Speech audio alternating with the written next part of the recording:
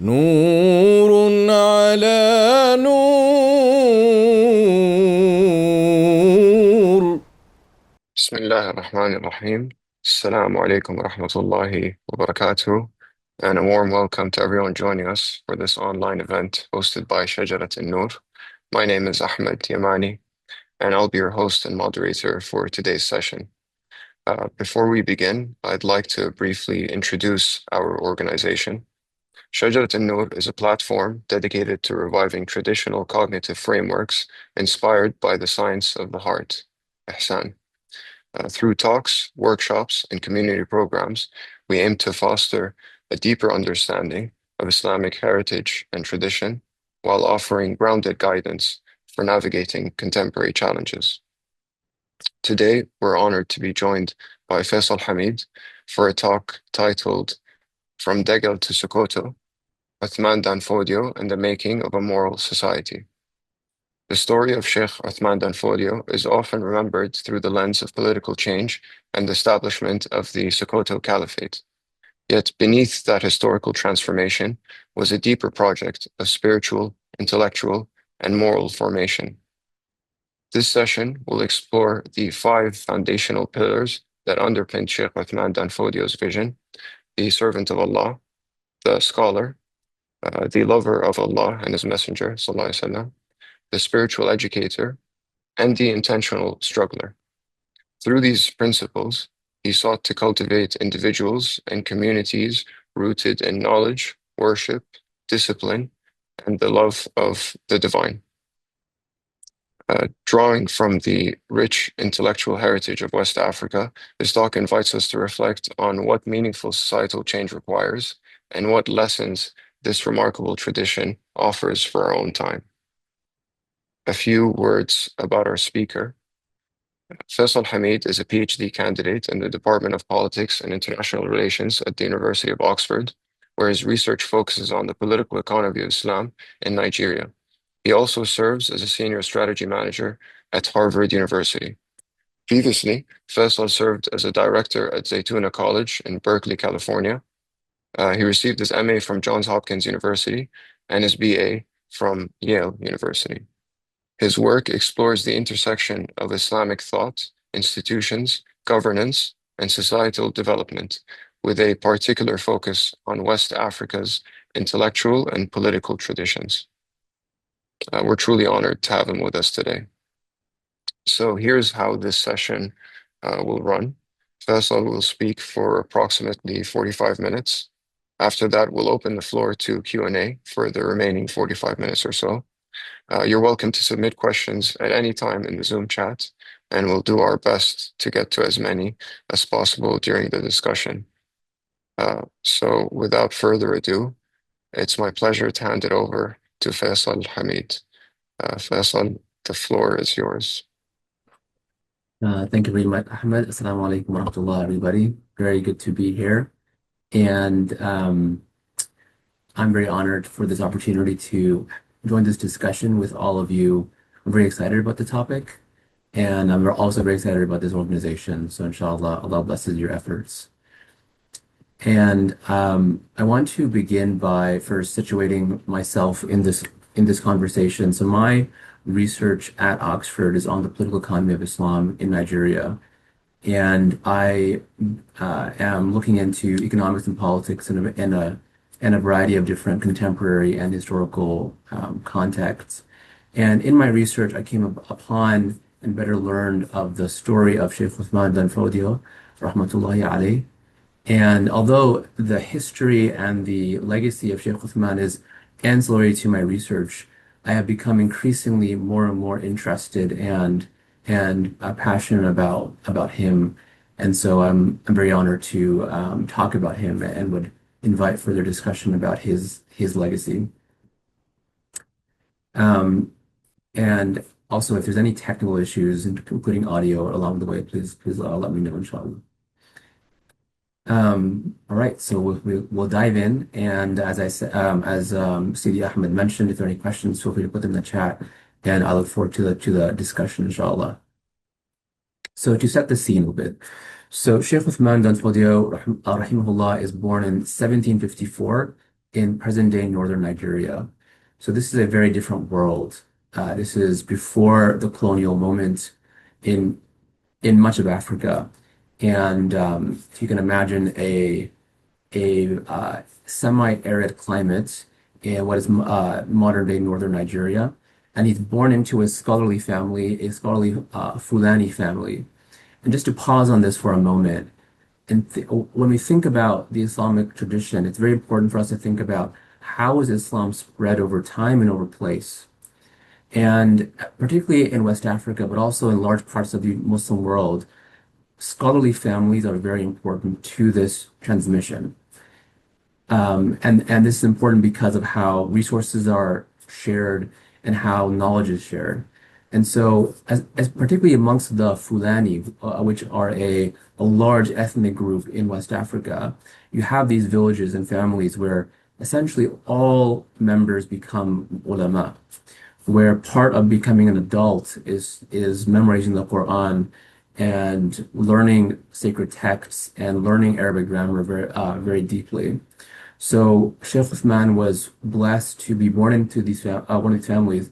And just a caveat, these families still exist in many parts of the world, and these villages still exist, where you walk in and you have a enormous collection of knowledge that's passed down through blood.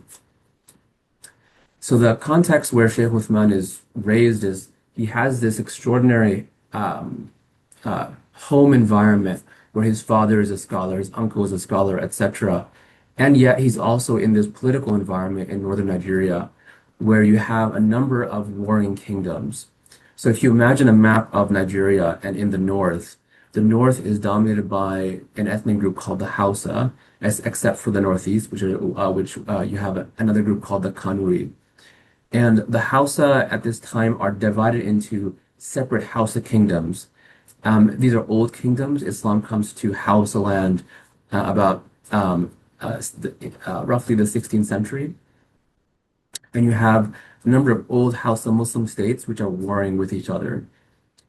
Now, Shaykh Uthman, he observes a number of things that are in violation with Islamic principles, such as extractive economic policies, unjust taxes, the enslavement of Muslims, and a high degree of significant oppression. So he observes this, and this partly informs his da'wah. So he begins his da'wah efforts at the age of 20, in roughly 1774, and over time his community grows.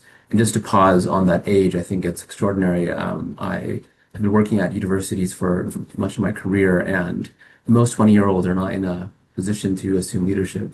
But this is a different milieu where Shaykh Uthman is being raised. So he begins his da'wah at age 20, and over time his community grows. People are impressed by his sincerity, by his knowledge. And I want to offer a preview or some snippets of the revolution which then transpires. There are many books, many many dissertations on the actual Sokoto revolution. But I want to offer some frameworks because the main point of our talk is not to talk about the details of that revolution, but more so the spiritual framework underneath it. However, the revolution itself is quite extraordinary. So, but 30 years after he begins his dawah efforts, around 1804, when the Sheikh is around 50 years old, he and his community are living in a particular part of northern Nigeria, and a local ruler, one of the Hausa monarchs, is increasingly concerned by the size of the Sheikh's community, and he's concerned because he's politically threatened by that community. So he attacks some of its members and enslaves them.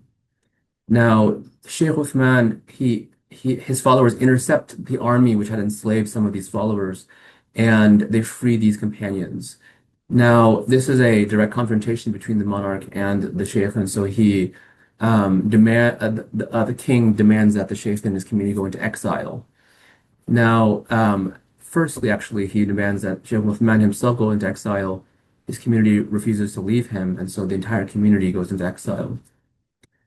Now, the point of this exile was to extinguish the political competition or the supposed competition which Shaykh Uthman and his community posed to the king. But that competition did not go away because the size of the Jama'ah keeps growing. And so at this point, the king gathers an army to challenge the entire community, and the sheikh gives permission to his followers for jihad, for armed struggle, in this context, armed struggle against the king. And what happens next is it's extraordinary, where over the next 4 years, the resistance spreads, and within 4 years, the followers of Shaykh Uthman, they consolidate what is likely the largest state in Africa at the time, a state larger than modern day France.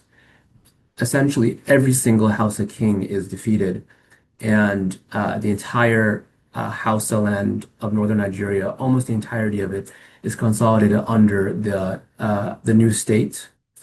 And also part of the Northeast is also consolidated under the new state. So you have within 4 years what went from a relatively small effort of da'wah into an enormous political revolution.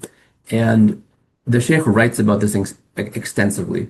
And he makes it clear that part of his, or a clear part of his motivation is the oppression which is existing within these kingdoms. And so part of his political revolution is to reverse these oppressions. Reversing unfair enslavement, reversing unfair taxation, and implementing a legal code which is closer to revelation. Now, that is the revolution, and then afterwards, that state keeps expanding until the British invasion in the early part of the 20th century. And today, arguably, the Sokoto, what's often called the Sokoto Caliphate, is arguably the most important thing, part of the making of modern Nigeria. So, for example, when the British arrive in Nigeria, they are so impressed by the administrative apparatus in the north that they implement indirect rule. So the term indirect rule is modeled after what happens in northern Nigeria, and they essentially keep that apparatus in place. So today's emirs in northern Nigeria are descendants of the Sokoto Caliphate leadership. So given that extraordinary revolution, which is also happening at a time when other parts of the Muslim world are politically collapsing, this part of the Muslim world is expanding. So I think that's an interesting distinction. And oftentimes in our popular history, the narrative of decline begins much earlier, where after the early Ottoman defeats or the early Mughal defeats, that's when the decline narrative is chiseled into the Muslim mindset. But here, a large part of the Muslim world is expanding, which is quite interesting. So I've thought deeply about why is Shaykh Uthman so successful, and I've derived 5 principles which I think are quite important to his revolution, his tajdeed, and I want us to discuss these 5 principles and would love your thoughts on them. So I have 3 ayns and 2 memes. So the 3 ayns are that he was an alim, an abid, an ashiq, and the 2 memes are he was a murabbi and a mujahid. So an abid, alim, ashiq, murabbi, and mujahid. And I want to pause on these all for our discussion, inshallah. So firstly, Shaykh Uthman is an abid of the highest caliber. This is the thing that his followers speak about the most in terms of his significant devotion to worship. He had a significant practice of the dhikr, of tahajjud, and khalwa. And I want to read something from his texts. So he was a prolific author. In one of his texts, he writes, "It is incumbent upon you, my brother, to adhere to the incentives of ubudiyya of Allah. They are al-khawf, fear, and hope, al-raja. As for fear is concerned, it is obligatory to adhere to it for 2 reasons. One, it holds one back from committing disobedience, And two, it prevents one from becoming vain because of one's disobedience, which would then lead to his destruction. As for hope is concerned, it is obligatory to adhere to it for two reasons. One, hope incites one to obedience, and two, it makes it easy for you to endure hardship and difficulty. So, clearly, worship is extremely important to the program of Shaykh Usman. And I want to pause on this because in my life, I've seen many types of Muslim organizations, many Muslims who are working for various types of causes. And one thing that has very much surprised me is a laxity on prayer.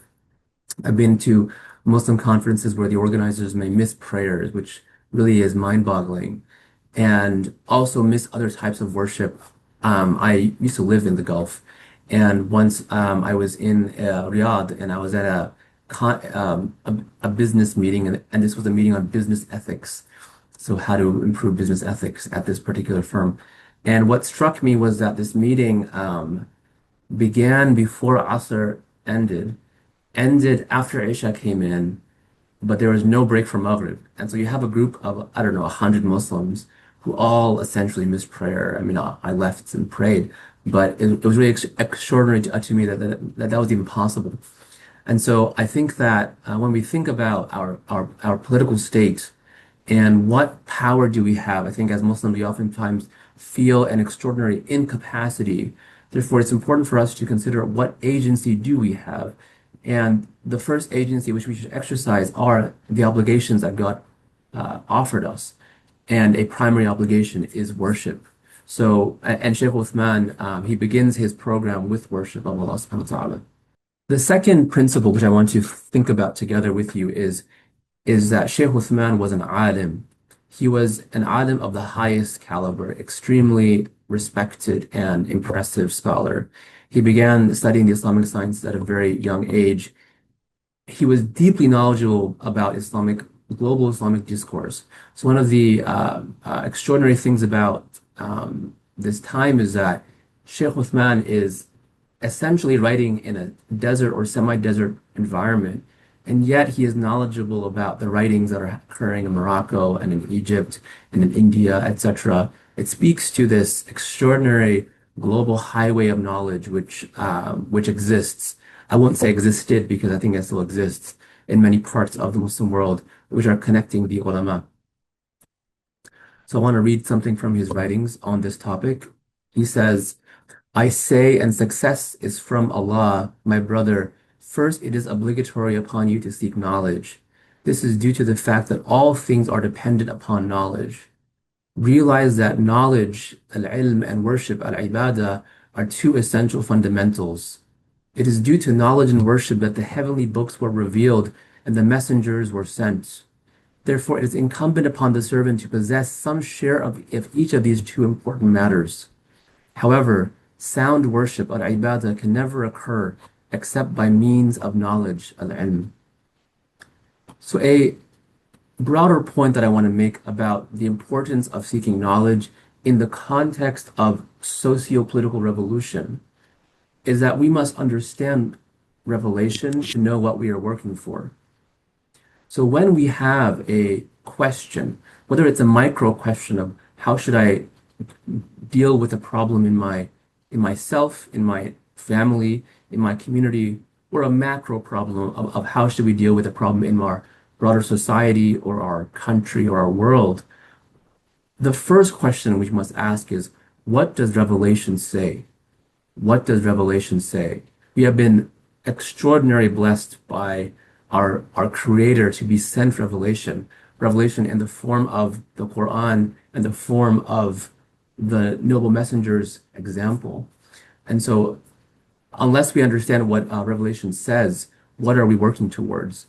I'm in my undergraduate studies, I spent a lot of time on learning about the Cold War and the history of communism. And a particular book about this phenomena is a book called Darkness at Noon, written by a former Berkeley professor. And it's a book of fiction, but it's a book of political fiction.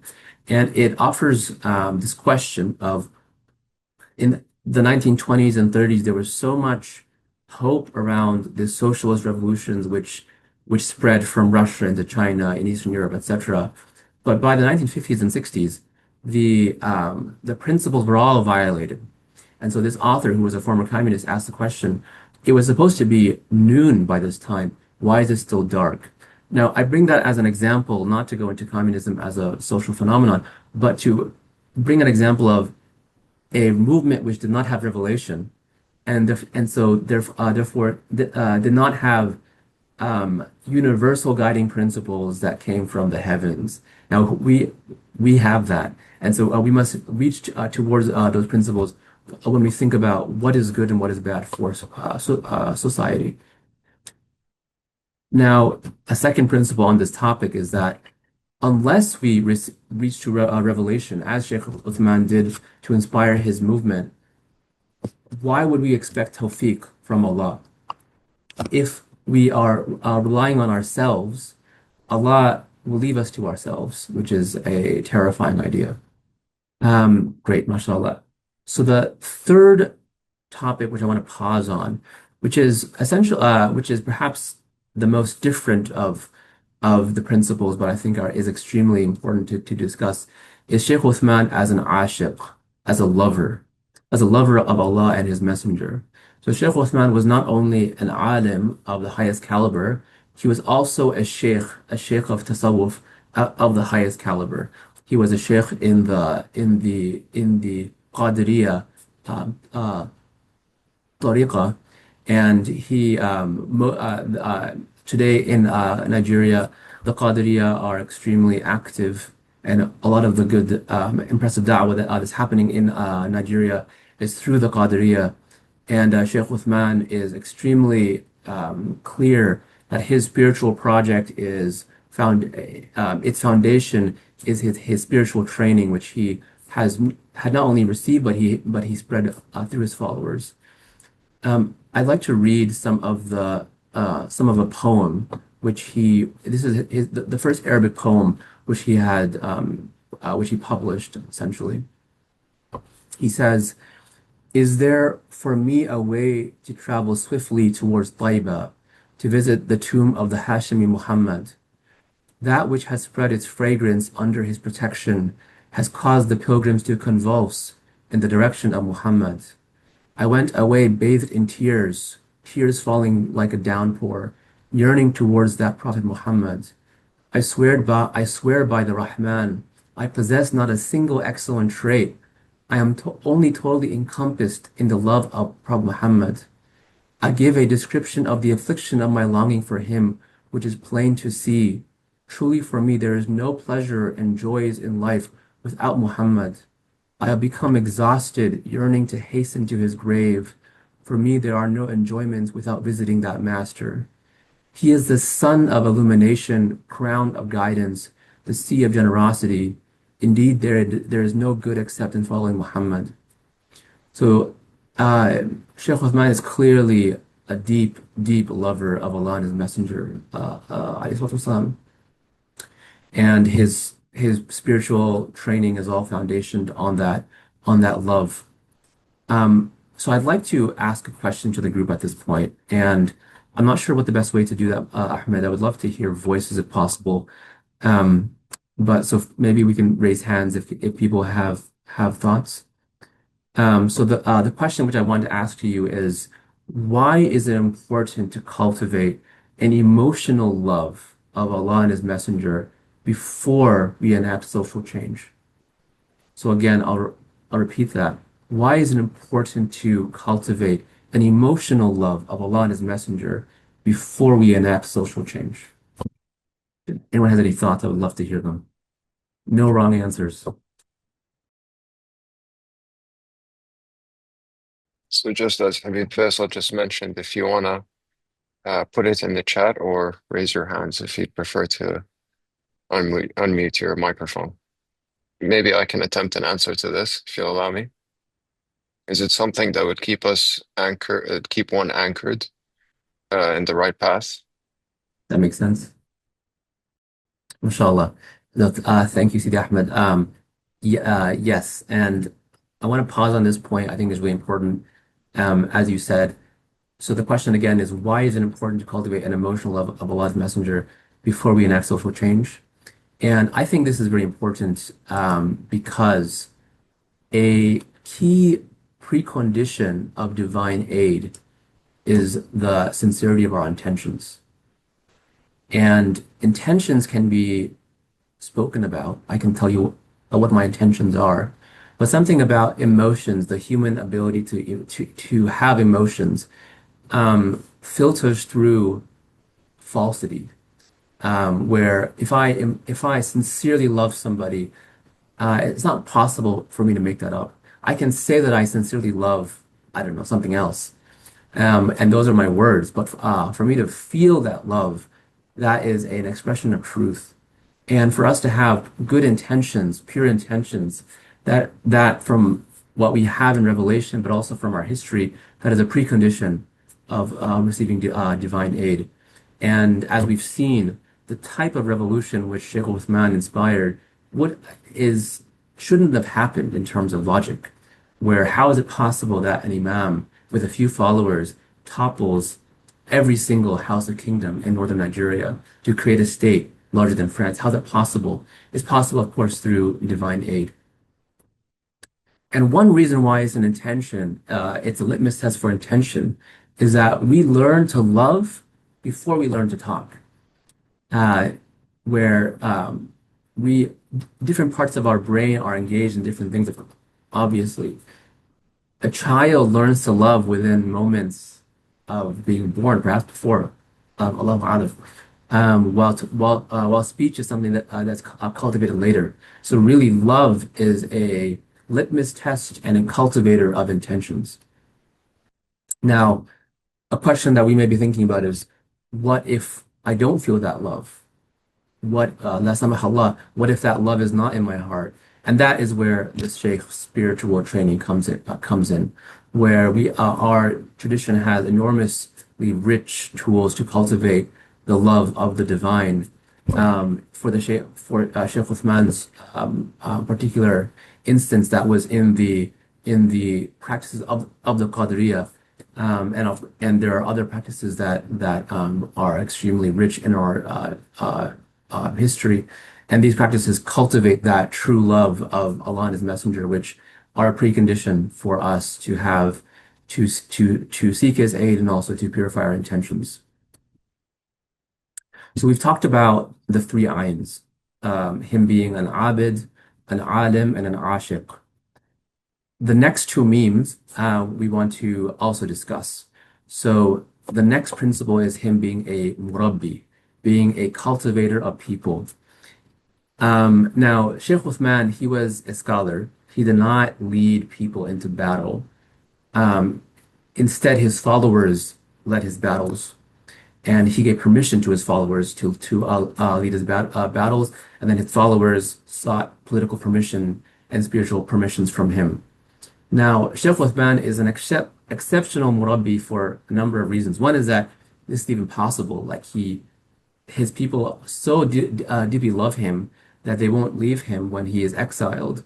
And upon giving permission for struggle, they carry out his program on his behalf. And so he trains a class of extremely erudite and effective generals and scholars who carry out his social and political and most importantly spiritual program. But I want to pause on him being a Murabbi in particular, in the context of him being a father. So Shaykh Uthman, his son, or one of his sons' name is Muhammad Bello, rahimahullah, who succeeds him in political office. And Muhammad Bello is also an alim, an abid, an ashiq, murabbi, and a mujahid. He is also a scholar of the highest caliber. He's also a qadri. He's also a mujahid. Writes dozens of books, organizes a massive state, organizes the administrative apparatus which makes Sokoto such a successful political revolution. Starts his Takes office at the age of 28 and leads the state for several decades. So Shaykh Usman is able to train an incredibly impressive son. He's also able to train an incredibly impressive daughter, which is quite extraordinary.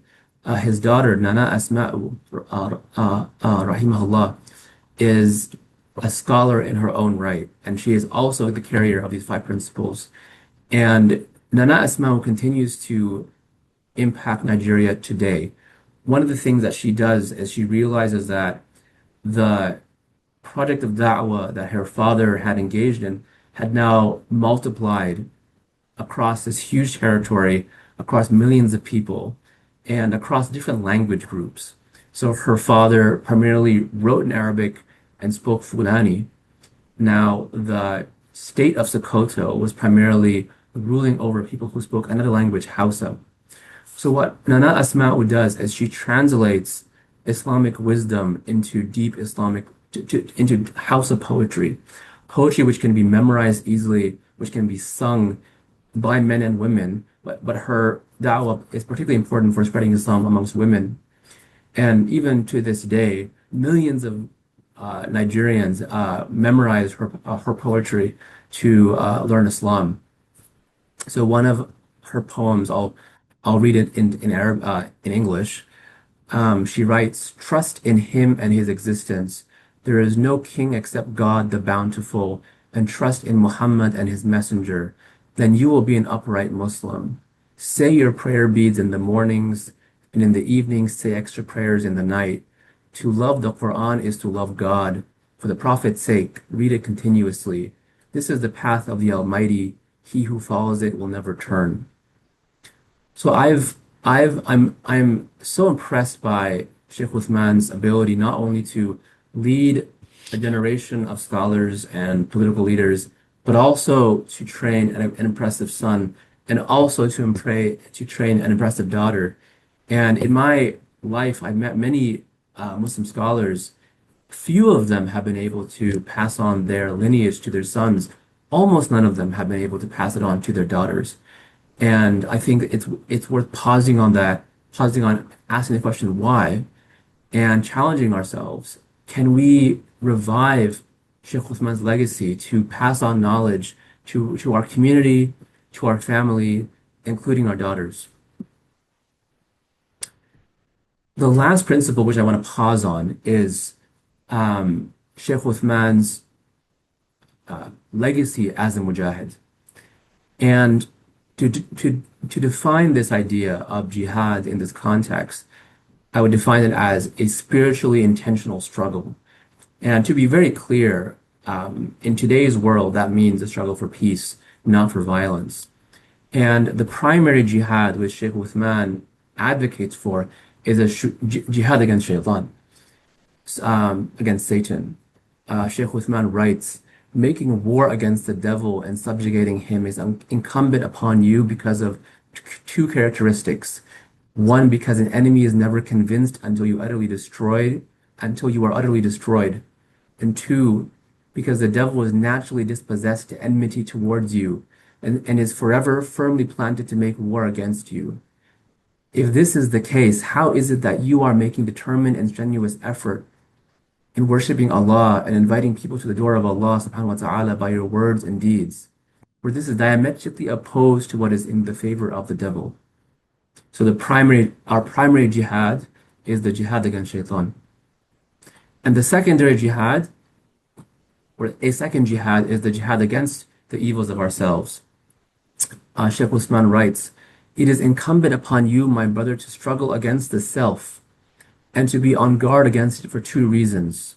The self is an enemy which is inside the house. The self is an enemy which is loved, and human beings are naturally blind to the faults of the beloved." This second point I think is so profound. I mean, in my dealings with people and friends and family who have flaws but are so blind to them, and part of it is because they naturally love themselves, and so it is very hard to see the flaws of the beloved. So this primary jihad against shaitan, the secondary jihad against the evils of the self, and then we move on. And of course, Shaykh Uthman is famous for the martial successes, the military successes of his movement. Now, he was successful in martial advancements because that was what was necessary at his time. His community was being attacked, and that was the context of the political economy of the time, where I mean, this is a pre-industrial revolution society where war is waged in a particular way. But now, in our day, the political economy is very different, where our principal goal of jihad must be to advocate for peace, because, and for many reasons. One is we live in a society where the planet may be annihilated by the press of a wrong button. We live in a society where our media is drenched in the love of violence. Traditionally, in societies, if we go before the Industrial Revolution, war was expensive. Countries became bankrupt from war, while I live in a country which makes money off of war. And so, our role as Muslims must be to advocate for peace, to be the counter current from the the warmongers who are so successful in advancing their agenda. But I want to ask a question because we as Muslims are oftentimes working parallel to other activist movements around the world, activists for various causes, especially around the genocide in Gaza. We see many people who are activists for peace. What do you think? I would love your thoughts. What do you think is the difference between popular activism and jihad? And would love anybody to raise their hand and give us your thoughts. And even if you don't give thoughts, it's okay. Just maybe give you a few minutes to think about this question. So the reflection point then is, what is the difference between popular activism and jihad? If you imagine like Greenpeace, for example, what is the difference between that and jihad? So I have one participant says jihad is ideology driven. So one, I guess, um, something else to think about is Greenpeace. For those who don't know, it's an NGO that advocates for environmental justice. Greenpeace is also ideology driven, but they're obviously not doing jihad. So hopefully you've had a few minutes to think about this question, the difference between activism and jihad. I'd like to offer a framework to think about this, not claiming an answer, but an offer to, or a framework to think about this question. So if we contrast sort of in America, activism is like bread and butter. So the activists that I see all the time versus what I understand as the Islamic concept of jihad. One is that jihad is holistic.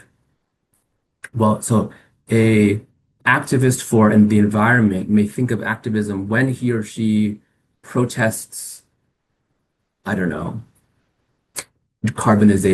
some carbon initiative. That's their activism. For us, jihad is holistic, where a mother who smiles to their child even though she's tired, that's jihad. A nurse who is patient with her, with the person she's taking over or he's looking after, that's jihad. A student who is tired but still works on their calculus problem set, that's jihad. So one, it's holistic. Secondly, the primary intention of jihad is to draw closer to Allah, not to change the world. This is a huge distinction. While the environmentalist activists, their primary intention is to decarbonize the world, and that's a good goal to have. However, for the Mujahid, the goal is not the world. The world is something that we will leave. And Allah says, "Kullu shay halik illa wajha." Everything will be in oblivion except His face. So the world is not worthy of our complete focus.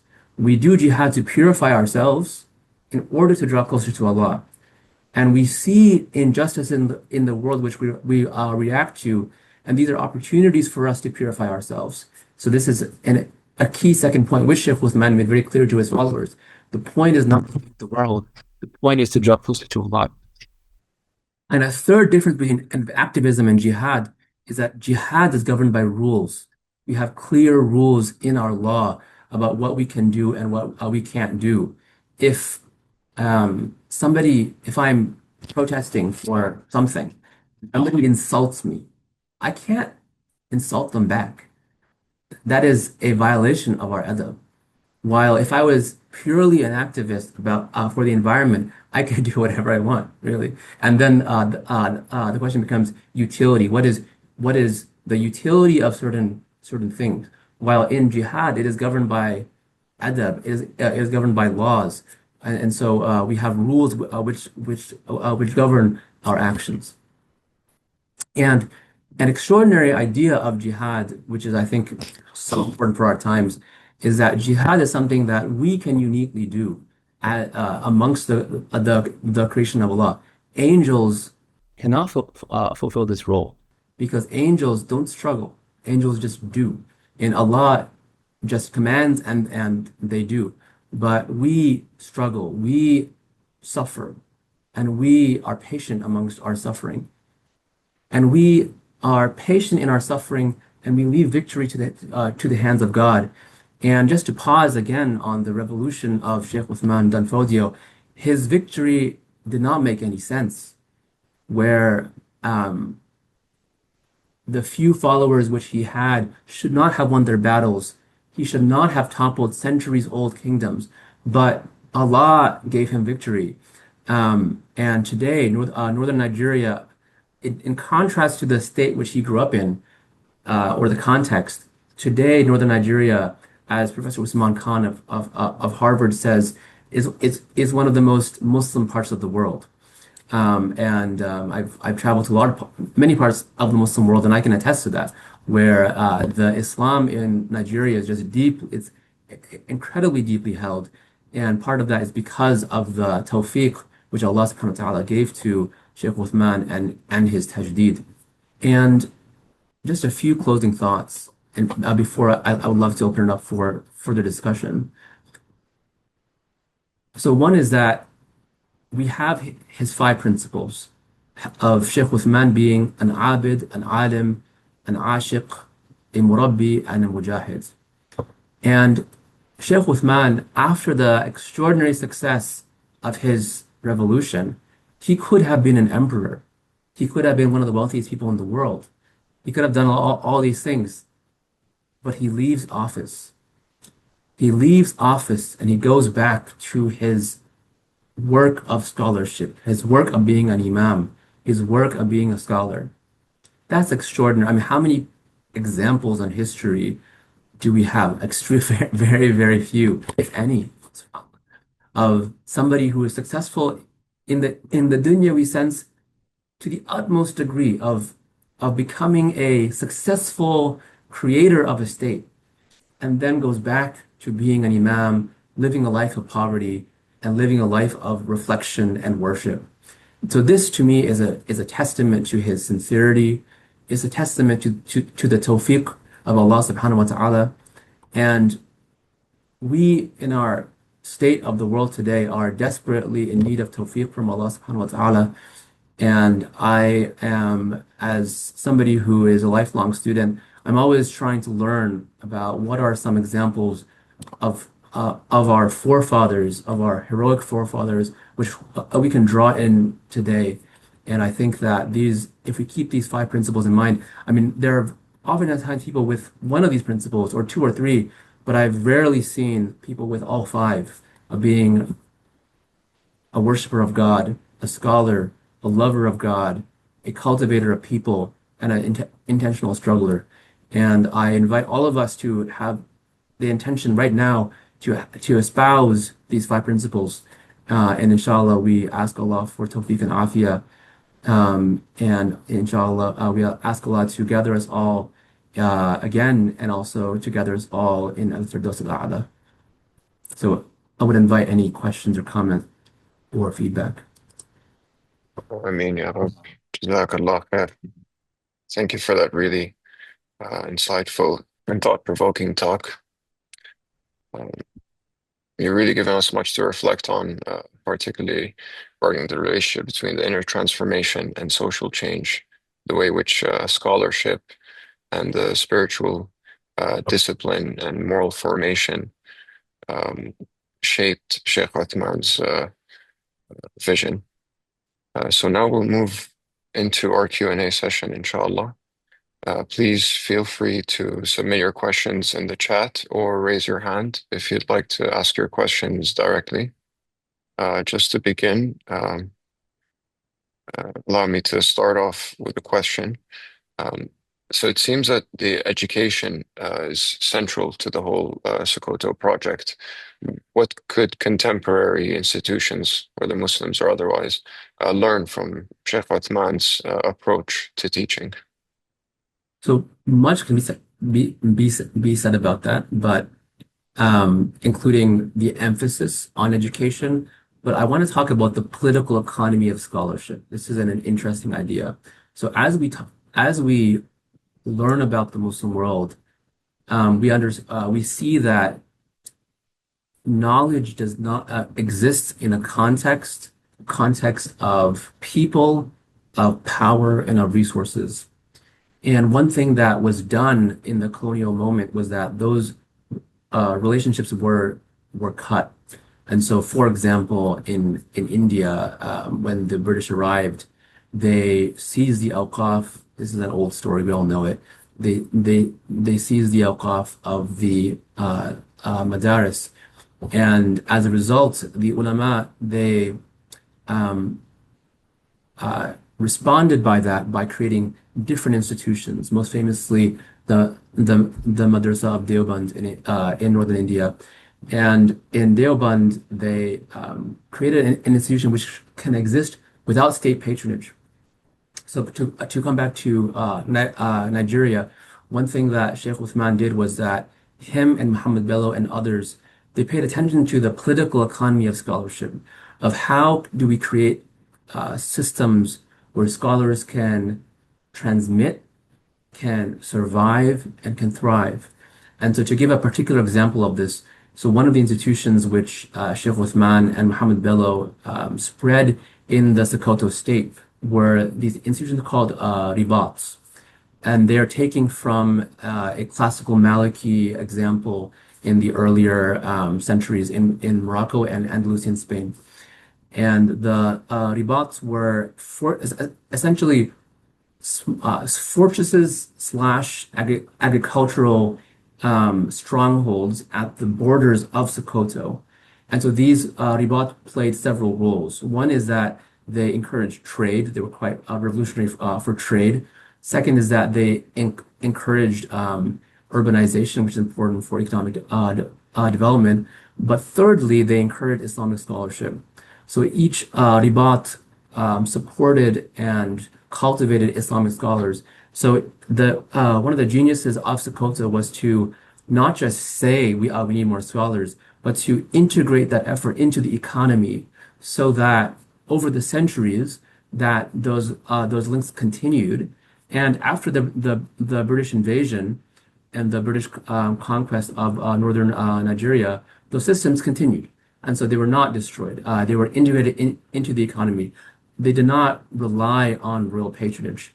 So I think that the thing to think about is that we need to transmit scholarship in a way which is sustainable, sustainable given our political economy. And that is going to be a different answer based upon where we are in the world. But it has always been critical to the spread of our social changes. Thank you for that very thoughtful response.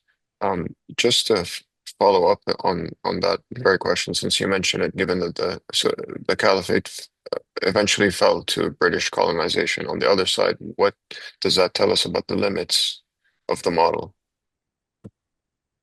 Sure. So this is something that many people ask about, and um, I think that colonialism is a extremely complicated topic, especially the reasons for colonialism.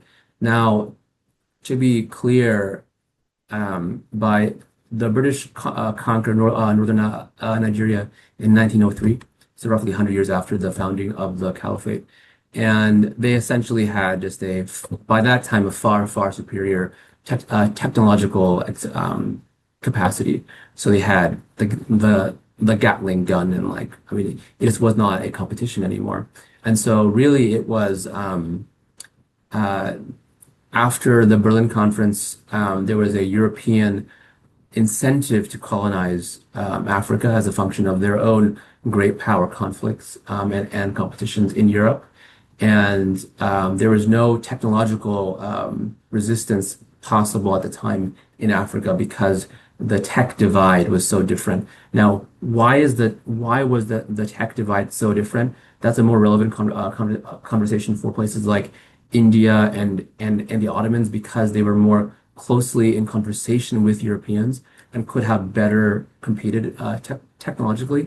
And so why that didn't happen, I think it's a better discussion for those parts of the Muslim world. Well, when for Nigeria, it just wasn't really a competition in that regard. Um, but I will say one thing, however, which is that the conquest was relatively easy for the British. Um, Now, how the leadership of responded was very, very important because Nigeria is roughly 220 million people, half Muslim, half Christian. It's the only large state with that type of a demographic divide. The South, especially the Southeast, is predominantly Christian, while the North is all Muslim essentially, or almost all Muslim. And there is a reason for that. So when the British arrived, they made a deal with the leadership of the North, which is that as long as the North didn't rebel and accepted British sovereignty, the British would prevent missionaries from entering the North. And so I think one can take lesson in that in terms of our primary goal is always to preserve our deen.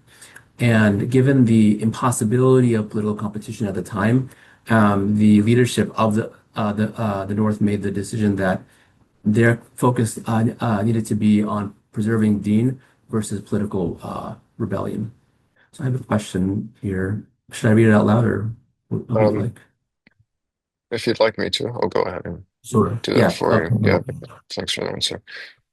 So we have in the chat, Melek asks, she says, thank you so much for this interesting and informative talk, Dr. Faisal. I just have two questions regarding psychology and one on women's education. Firstly, can the pursuit of social reform become a disguised expression of the ego? How did Shaykh Usman and Fodio distinguish sincere reform from ambition or self-righteousness? And as the Sokoto movement is often praised for expanding women's education. And then, secondly, what role did women play in preserving and transmitting knowledge within the reform movement? Thank you for the question, Malik.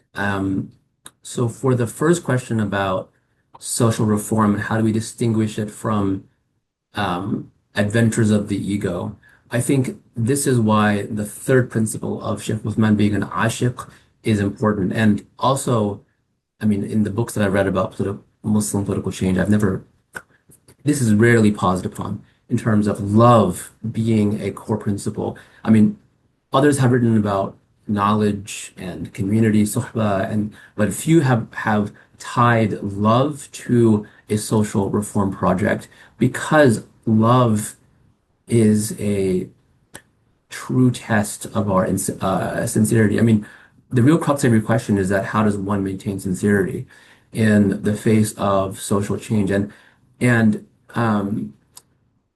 ex there are many problems of intention with social movements. One is certainly ego and making it personalistic. Another problem of intention is a singular focus of changing the world. One question we must ask ourselves is, were we sent to change the world? The world is a temporary place. We are created to go back to heaven, inshallah. And so one of the tests of this is that how do we react to sorrow? How do we react to defeat? And if our intentions are extremely focused on the world, then we react to sorrow or defeat with depression, with losing hope. While the Muslim has no reason to do that. I mean, when the Sahaba radiallahu anhum were defeated at Uhud, They and one of the mushrikun came to them. The response was, "Your dead are in Jahannam, our dead are in Jannah." And so, really, it's the point is to draw closer to God, not what happens in this world. And so, therefore, having a extremely rigorous spiritual program is very important. I mean, all of the leaders of Sokoto had this. Of what is our rigorous spiritual program to test and to improve our intentions? Like one thing that a beloved scholar in England once mentioned, Sheikh Abdul Hakim Murad, Hafizahullah, he said that in traditional Muslim societies, the masjid was where one prayed and one gathered, and the khaniqah, the tekke, the zawiya was where one purified your intentions. And oftentimes in our world, we have the masajid, but we don't have the zawiya anymore to purify our intentions. So I think that so Sheikh Uthman focused on having a spiritual program to ensure that intentions were pure. And your second point about women's education and what role did women play in preserving and transmitting knowledge. So Nana Asma'u's movement lives on. So she is oftentimes given as the leader of this part of Sokoto's revolution. Her poetry lives on. At Harvard, I recently, a good friend of mine is Nigerian Muslim woman, and she and her husband, I was talking to them recently, and she was just reciting poetry from Nana Asma'u. So this is a extremely lived uh, tradition, and really it speaks to when does Allah subhanahu wa ta'ala give someone tawfiq. Where now there are millions of Hausa speaking women today in northern Nigeria, but it's her poetry which has made such an impact.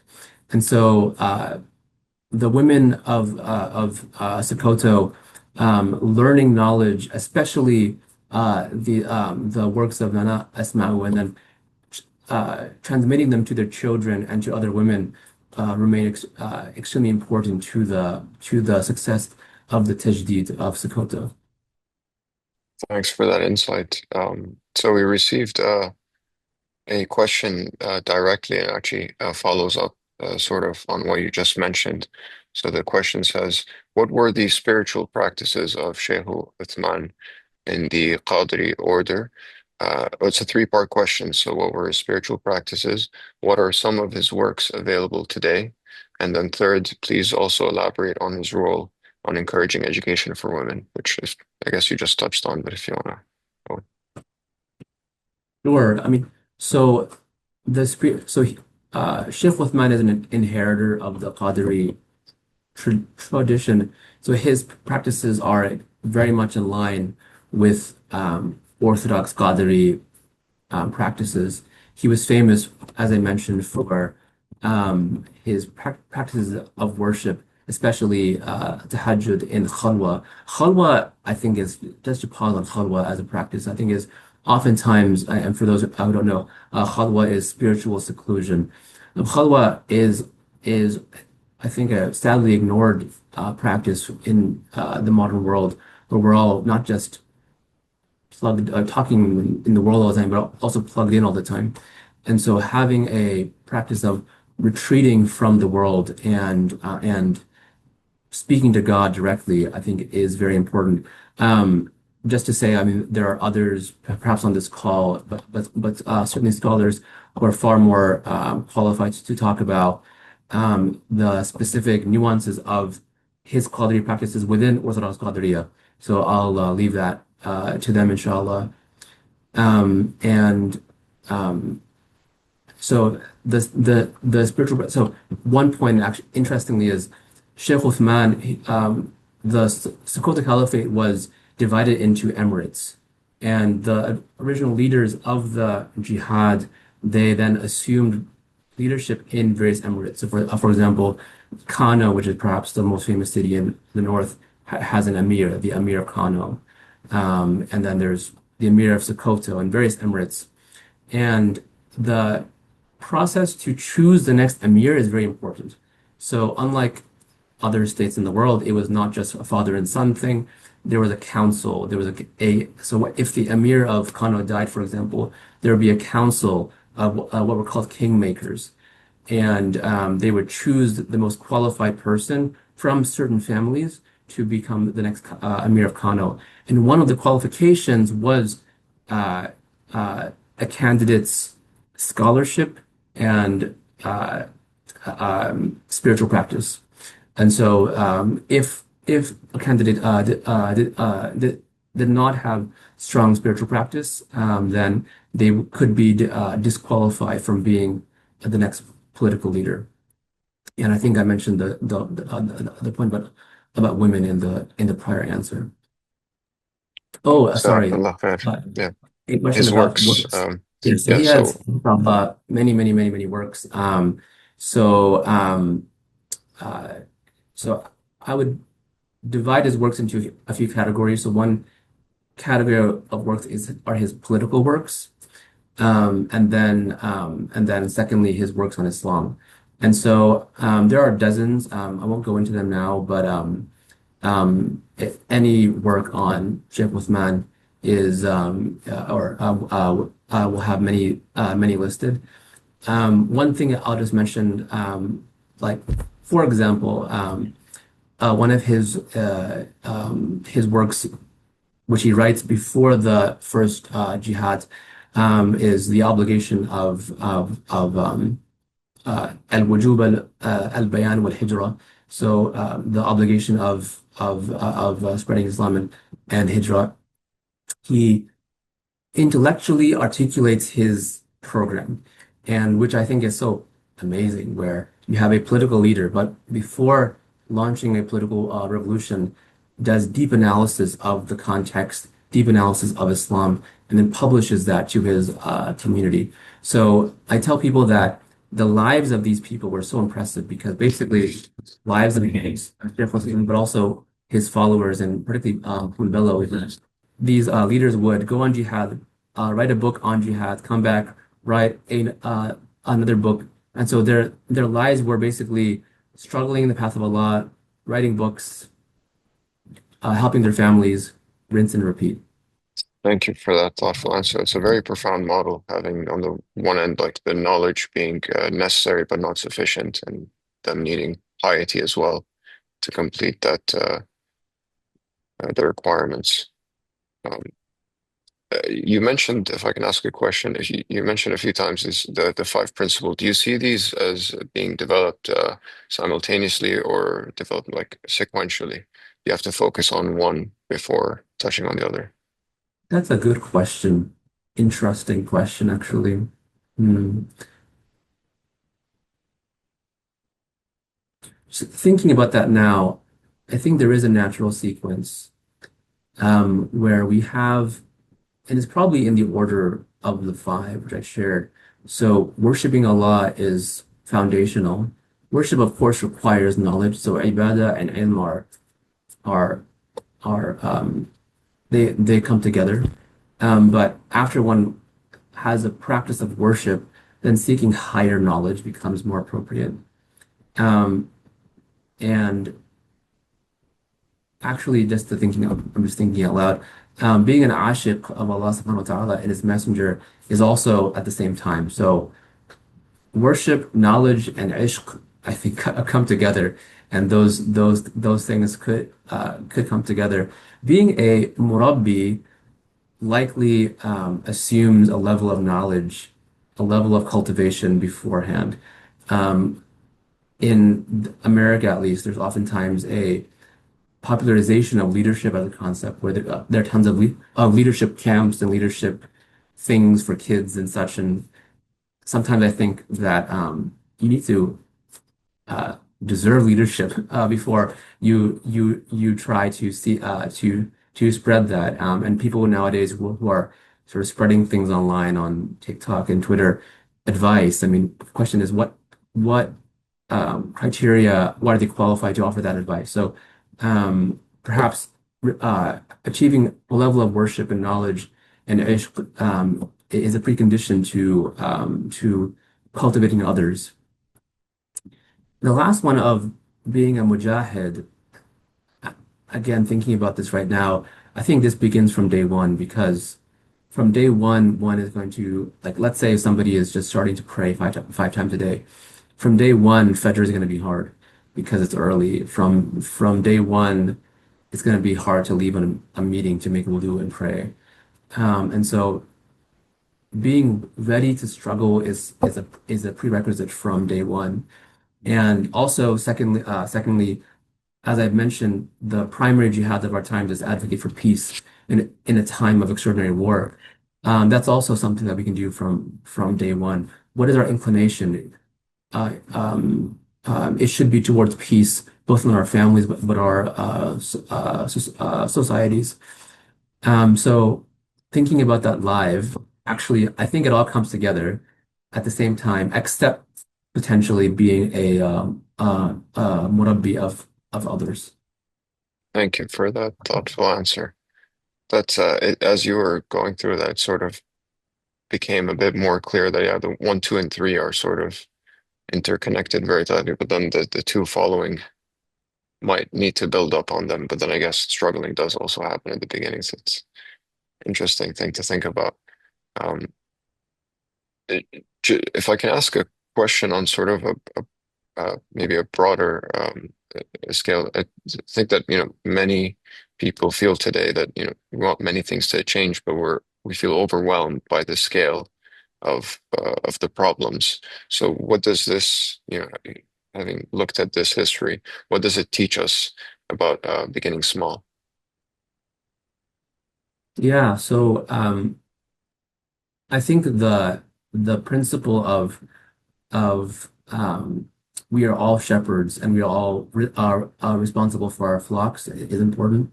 A principle of course from Hadith, where our first we need to look around and see what is our first layer of influence, and that begins with ourselves. If I mean again on the point on prayer. Recently, in the past few weeks, I've just been surprised by a number of people who I know who struggle to pray five times a day. And oftentimes, these are people in their 30s, they have kids, they've been on Umrah, they've been on Hajj, and they still struggle to pray five times a day. Now, it's a good struggle, so if you're struggling, keep with the struggle, and inshallah, Allah will reward you.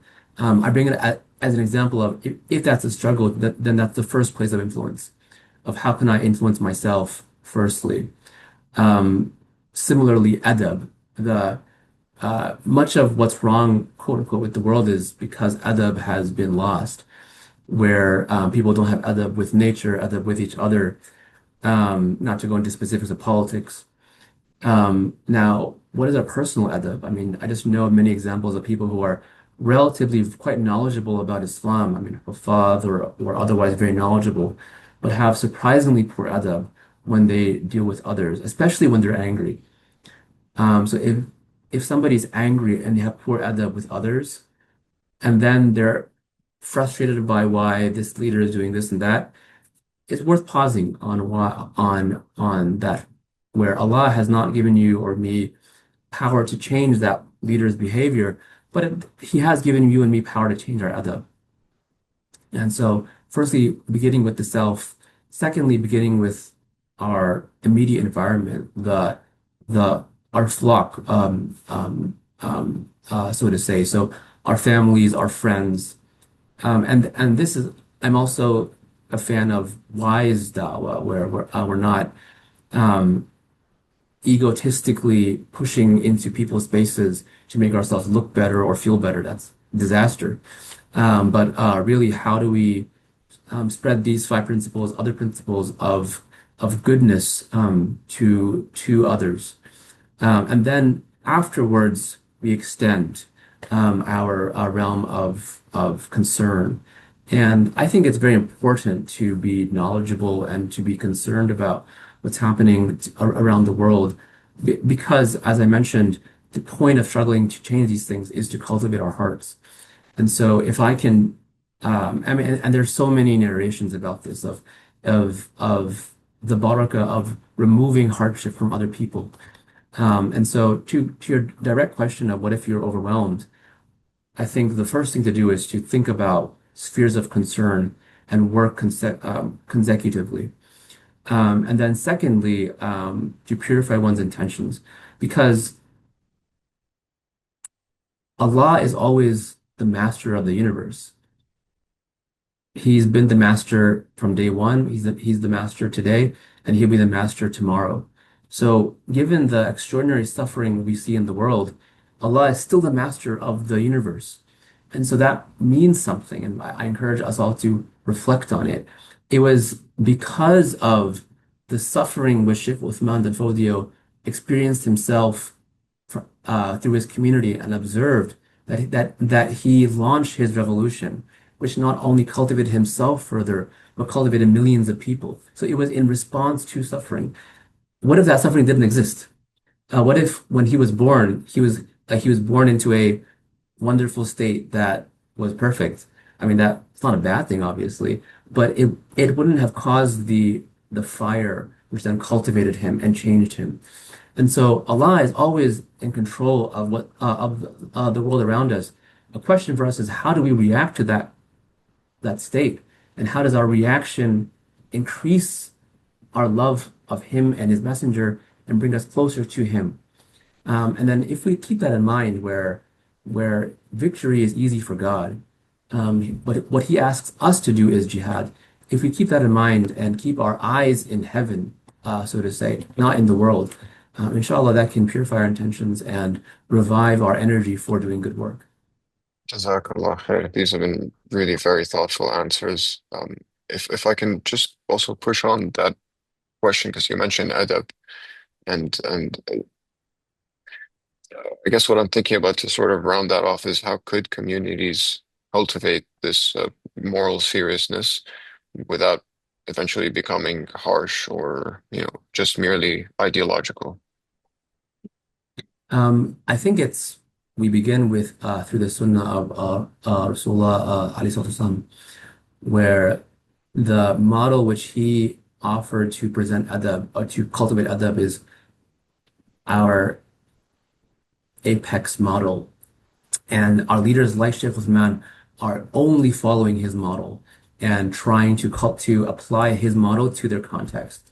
And so we apply the model of cultivation of adab of Rasulullah to our times. And I think as just Faisal Hamid, one thing that I take from that model is leading by example rather than power. And so, what example can I offer for adab? If somebody is struggling to pray, I can just tell them certain things about prayer and such. Um, a better opportunity is for me to show him or her the impact which prayer has on my life, and that's a more effective way of adab. I live in a community where I'm a minority, so I'm an American and a Muslim minority, and so I'm not in a position of telling anybody what to do. That's not a business which I signed up for.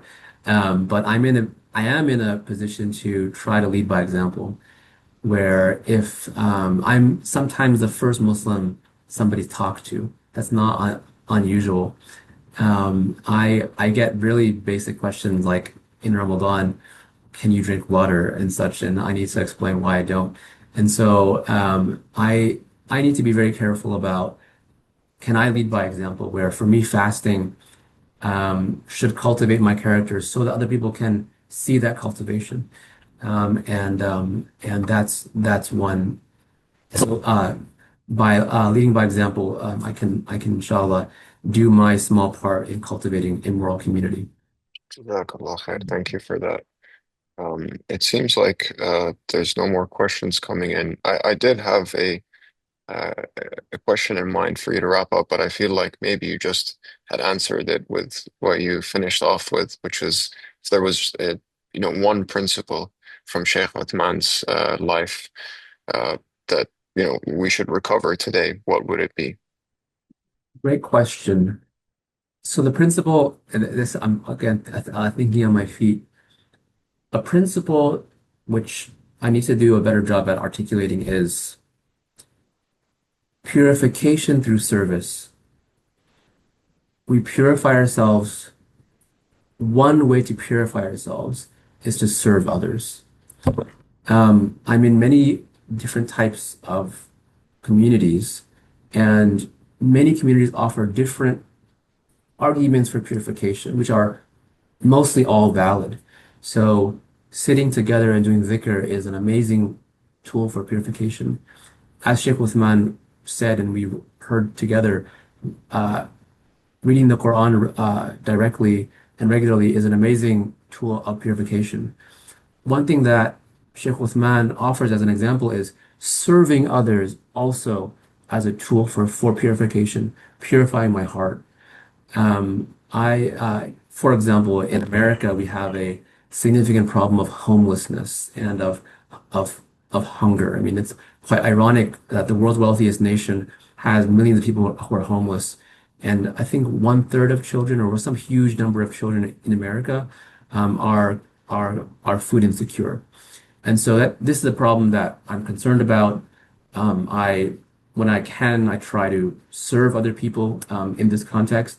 And when I do so, when I try to volunteer at soup kitchens or other opportunities to feed people, one of my intentions is that I want to purify myself by doing so. And Shaykh Uthman, he is a Qadri Shaykh, and so he's clearly teaching his people how to purify their hearts. And one extraordinary example that he offers is service, of removing injustice, of feeding people, of educating people, of making trade possible. All these ways to serve other people as a form of tazkiyah. And this we can take from a mother with her children. That service is a form of tazkiyah. A father with his children, etc., all the way to being the leader of a state as a form of tazkiyah. So that's an idea that I'd like to push forward. If anybody has feedback against it, please reach out. I'd love to cultivate this idea further. But when I read his example, his principle of service as tazkiyah comes up very prominently, which clearly reflects the sunnah of Rasulullah alayhi salatu wasalam. Jazakallah khair. Thank you so much for that. So Alhamdulillah, I think, thank you all for your questions, reflections, and your participation.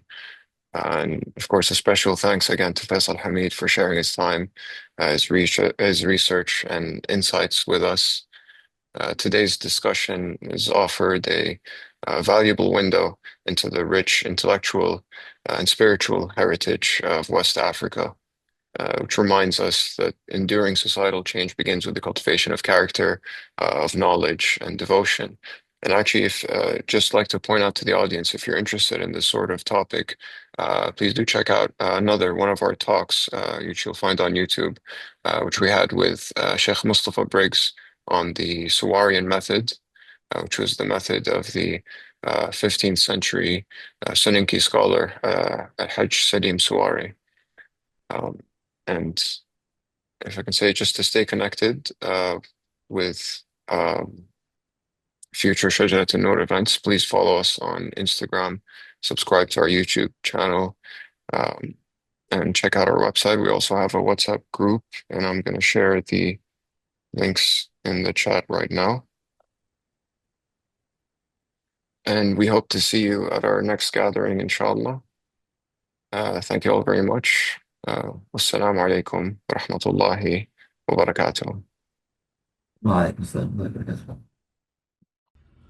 اللهم صل على سيدنا محمد السابق للخلق نوره ورحمة للعالمين ظهوره عدد من مضى من خلقك ومن بقي ومن سعد منهم ومن شقي صلاة تستغرق العد وتحيط بالحد، صلاة لا غاية لها ولا منتهى ولا انقضاء، صلاة دائمة بدوامك وعلى آله وصحبه وسلم تسليما مثل ذلك.